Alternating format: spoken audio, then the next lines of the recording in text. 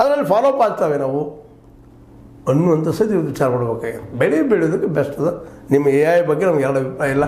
ಆದರೆ ಹಿಂದಿದ್ದಂಥ ಕಂಪ್ನಿಗಳಿದ್ದಾವಲ್ಲ, ಇಲ್ಲ ಮಾರ್ಕೆಟಿಂಗ್ ಮಾಡೋಂಥ ಏಜೆಂಟ್ಸ್ ಇದ್ದಾರಲ್ಲ, ಅವರು ಒಂದು ಟ್ರ್ಯಾಕ್ಟರ್ ನಾವು ತಂದು ಉಪಯೋಗ ಮಾಡ್ತೀವಿ, ಗೊಬ್ಬರ ತಂದು ಉಪಯೋಗ ಮಾಡ್ತೀವಿ, ಎಲ್ಲ ಮಾಡ್ತೀವಿ. 1 ಎಕರೆಗೆ ಇಷ್ಟು ಬೆಳೆ ಬೆಳೆದಿಲ್ಲಂತೂ ಅಲ್ಲ.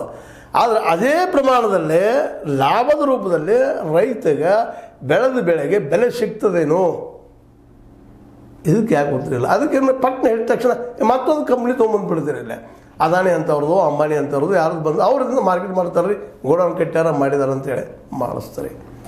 ಅವ್ರು ಎಷ್ಟು ಮಟ್ಟಿಗೆ ಲಾಭ ಮಾಡ್ತಾರೆ ಅದನ್ನು ಹೇಳಬೇಕಲ್ಲ. ಇಲ್ಲ ಕಂಪ್ನಿಗಳಿಗೆ ಯಾಕೆ ಕೊಡೋಕ್ಕಿಂತರೂ ಜನರ ಕೈಗಿನ ನೀವು ಯಾಕೆ ಇವತ್ತು ನೀವು ಮಾಡಿದ್ರಪ್ಪ, ಬೆಂಬಲ ಬೆಲೆ ಸೂಚಿಸಿದ್ವಿ, ನಾವು ಬೆಸ್ಟ್ ಮಾಡಿದ್ವಿ. ಕೊಳ್ಳೋರು ಯಾರ್ರೀ? ಕೊಳ್ಳೋರು ಇಷ್ಟ ತೊಗೋಬೇಕಪ್ಪ, ಇದೇ ಬೆಲೆಗೆ ನಾವೇನು ಮಾಡಿದ್ವಿ ಫಿಕ್ಸ್ ಮಾಡಿ ಅದಕ್ಕೆ ತೊಗೋಬೇಕಂತ ಹೇಳ್ತೀರ ನೀವು. ಆ ವ್ಯವಸ್ಥೆ ಬರೋವರೆಗೆ ರೈತ ಆತ್ಮಹತ್ಯೆ ಮಾಡ್ಕೊಂಡು ನಿಲ್ಲೋದಿಲ್ಲ. ಏನೋ ಬುದ್ಧಿಮತ್ತೆ ತಂದೀವಿ, ಆರ್ಟಿಫಿಷಿಯಲ್ ಇಂಟೆಲಿಜೆನ್ಸ್ ತಂದೀವಿ, ಅದನ್ನು ಮಾಡಿದ್ವಿ, ಎಲ್ಲ ಕರೆ. ಅದಕ್ಕಾಗಿಯೇ ಇವತ್ತು ಅಮೇರಿಕ ಆಗಿರ್ಬೋದು, ಅಥವಾ ವೆಸ್ಟರ್ನೈಸ್ ಕಂಟ್ರಿಗಳಾಗಿರ್ಬೋದು, ಯುರೋಪಿಯನ್ ಕಂಟ್ರಿಗಳಾಗಿರ್ಬೋದು, ಅವರೆಲ್ಲರೂ ರೈತರಿಗೆ ಸಬ್ಸಿಡಿ ಕೊಡ್ತಾರೆ ಸಿಕ್ಕಾಪಟ್ಟೆ. ಯಾಕಂದ್ರೆ ಲಾಭ ಇಲ್ಲ. ಈವನ್ ಇಂಗ್ಲೆಂಡದ